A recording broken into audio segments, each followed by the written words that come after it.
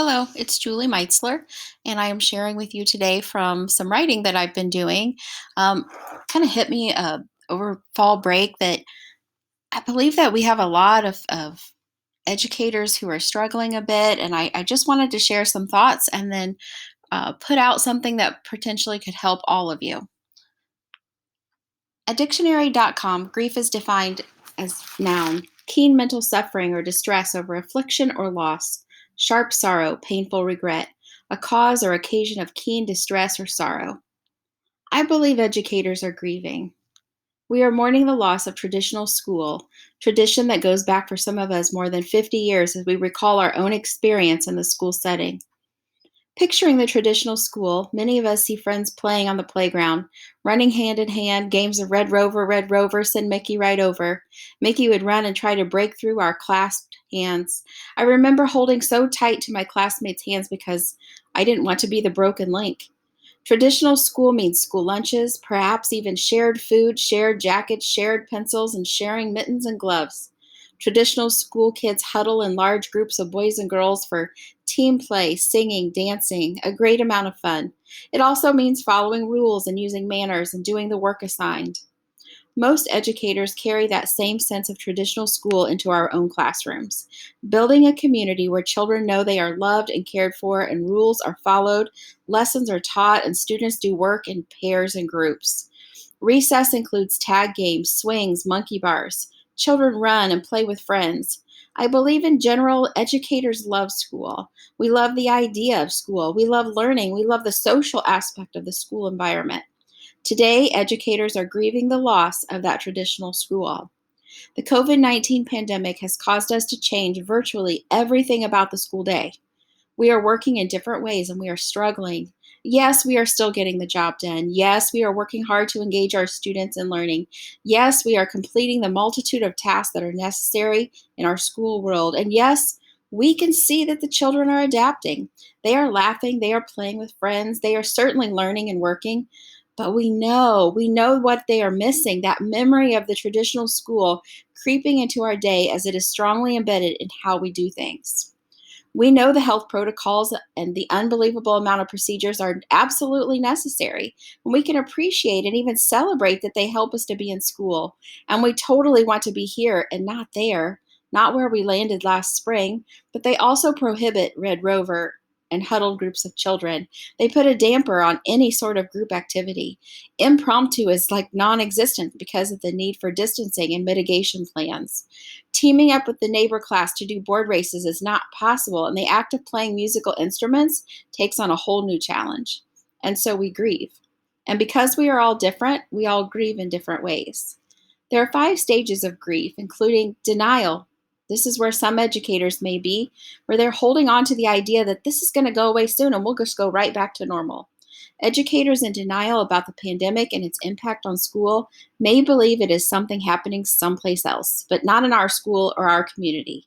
Emotions are not shown by people who are in denial, but educators in this phase may seem overly positive, and you may wonder, why are they acting that way?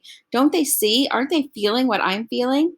The important thing to remember is denial is a coping mechanism, and while we may not be in this phase ourselves, supporting one another is critical. The second phase is anger. This phase is easier to identify and also easy to stay in for a long period of time. This can be seen and also heard in conversations. These conversations may appear to be negative, bitter, to the point of being uncharacteristic at times. Teachers in this stage may not realize how they are impacting conversations and meetings. They may blame actions of people or even question their chosen profession, their calling. Anger is scary and overwhelming, and we must provide support, not judgment, when we see colleagues struggling in this phase of grief. Bargaining is the third phase. Educators may decide to bargain with their emotions. People who are bargaining are often postponing sadness. Teachers may create stress about things they normally deal with very well. They may make statements like, if only I didn't have to be on this committee, I would be able to deal with my students better. Or, if only I were better at technology, it wouldn't be so overwhelming. The reality is, no one's asking anyone to be perfect with technology or to serve on groups that are not needed. But because of our grief, it just all seems overwhelming. We know that we cannot postpone educating these children who are placed into our care.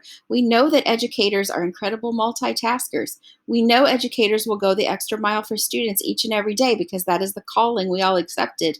But if we bargain, maybe we feel like we don't have to deal with the incredibly strong emotions that are impacting us in our safe havens, our classrooms, our school. The fourth phase is depression. Reality is set in for educators in this phase. We are in this for the long haul, folks. Our version of traditional school may never return to the way we remember it. If you are in this grief stage, you are probably incredibly sad, tired, unable to stay motivated for an entire week or even an entire day. While most educators will work their way through this phase because you have support systems in place and strategies to deal with these difficult emotions, we must remember that if teachers and staff feel stuck in this stage for an extended period of time, they should seek our support and find encouragement through colleagues, family, or even medical professionals. Acceptance is the fifth phase. Getting to this phase certainly doesn't mean that everything is okay or that it's over. It simply means you've worked your way through the stages and you're tackling it with an attitude of acceptance. In this stage, you may be able to look back and appreciate what you had for many years in the traditional school setting, that wonderful memory that permeates your mind. It does not mean that you like the changes, but you begin to believe it will be okay, you will be okay, and we will press on. So, what does this all mean? I share this with you because through my own emotions, experiences, my own grief, as well as through observation and conversation with many, many of you, I believe we all need to be reminded that it is okay to feel however we feel. It is absolutely normal to deny, to be angry, to bargain, to be so incredibly sad that you feel depressed, and to accept. Whatever stage you might be in due to the worldwide pandemic, I want you to remind you that you are cared for. We support you, and that you must take care of yourself.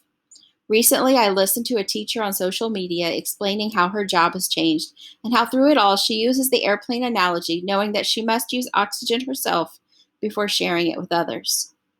Last year, we started a district wide social emotional learning committee, the Road Mappers. This group is made up of our school counselors, several teachers, and Mr. Muncie and myself. Our goal is to continue to create awareness and ideas for the social emotional competencies from the state of Indiana and to continually encourage self care for our BHMSD faculty and staff. We hope you can begin to put words to how you are feeling as we work our way through the second quarter and beyond in the 2020-2021 school year. We have a long way to go, and we want you to know that there are many people right here in our own BHMSD family who care about you. The BHMSD Roadmappers will be sharing a link to a Padlet that is totally for you if you need it. It includes self care practices such as music, mindfulness activities, exercise, and other self care practices. I believe that if even one of the ideas shared helps even one person on our staff, then it is well worth it. We will add and reshare the Padlet link near the end of each month. Finally, I want to remind you that we are tigers together where tigers never walk alone. Take care.